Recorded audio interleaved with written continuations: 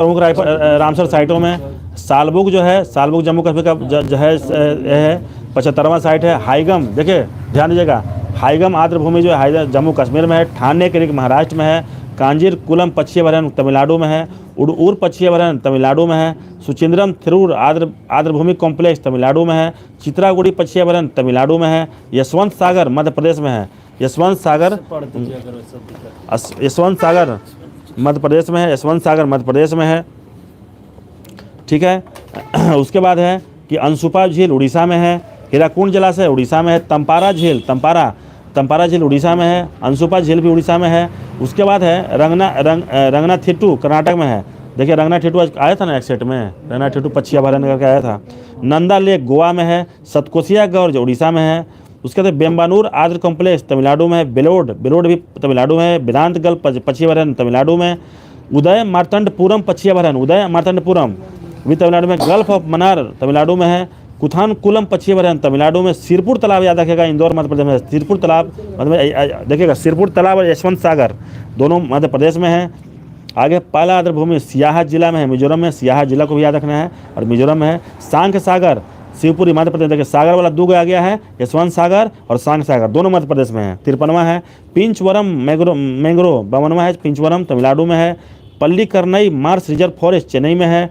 करिकली कांचीपुर में है। देखिए करिकली जो है पंचवरम कांचीपुरम में है। वखीरा वन जो है उत्तर प्रदेश हम लोग जानते हैं, लेकिन संत कबीर नगर में है। वखीरा संत कबीर नगर में है। खिजड़िया जामनगर में है। देखिए खिजड़िया जामनगर में बीच में जा है। जामनगर गुजरात में भी जा लगा हुआ है। खिजड़िया और वखीरा में कन्फ्यूज नहीं होना है। खिजड़िया जामनगर में है, गुजरात में। हैदरपुर उत्तर प्रदेश में है। भिंडवास झज्जर में है। सुल्तानपुर राष्ट्रीय उद्यान गुरुग्राम में है। थोल झील वन्यजीव अभयारण्य मेहसाना में। वधवाना आर्द्रभूमि बड़ोदरा में है। तसोकर झील लद्दाख में है। सुर सरोवर आगरा में है।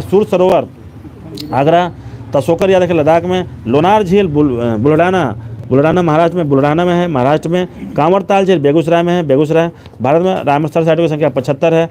सर्वाधिक रामसर साइट तमिलनाडु के हैं, जो कि 14 है तमिलनाडु में, ठीक है। यूपी में 10 को है। देखिएगा नया संसद भवन पर फिर से पढ़ देते, थोड़ा सा इसमें नया डाटा है।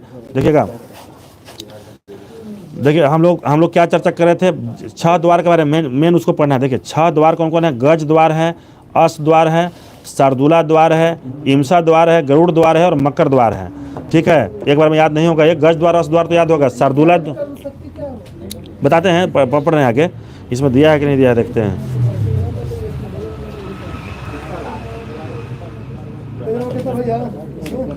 पेज नंबर 16 है, पेज नंबर 16 देखिएगा। प्रधानमंत्री नरेंद्र मोदी ने 28 मई 2023 को नवनिर्मित संसद भवन का उद्घाटन किया। 10 दिसंबर 2020 को इस नए संसद भवन की आधारशिला प्रधानमंत्री मोदी ने रखी थी। नए संसद भवन के उद्घाटन अवसर पर 75 रुपये का सिक्का लॉन्च किया गया।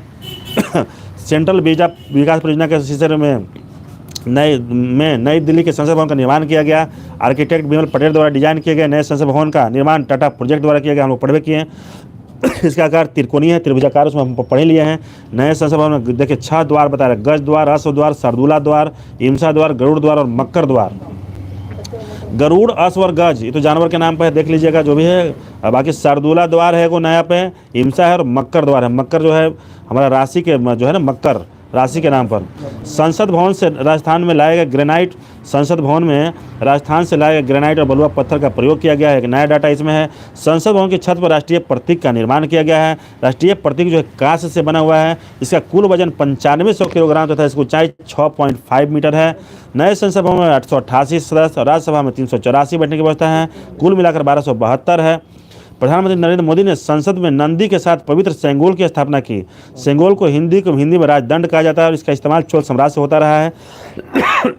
सेंगोल सतह हस्तांतरण को पहचान रहा है, तमिल संस्कृति का शान रहा है। यह राजदंड 5 मीटर लंबा है। इसके शीर्ष पर नंदी बैल है जो न्याय का प्रतीक है। देखिएगा नंदी बैल न्याय का प्रतीक है, 5 फीट लंबा है। लोकसभा का आंतरिक हिस्सा राष्ट्रीय पक्षी मोर पर आधारित है और वहीं राज्यसभा का आंतरिक हिस्सा राष्ट्रीय फूल कमल पर आधारित है। संसद परिसर में राष्ट्रीय वृक्ष बरगद है। बहुत अच्छा इंपॉर्टेंट क्वेश्चन है।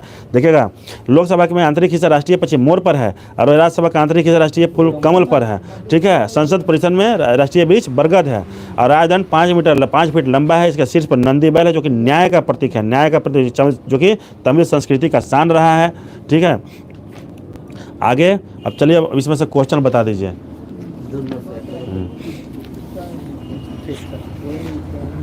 चलिए राहुल जी बताइएगा, राहुल जी बताइएगा कि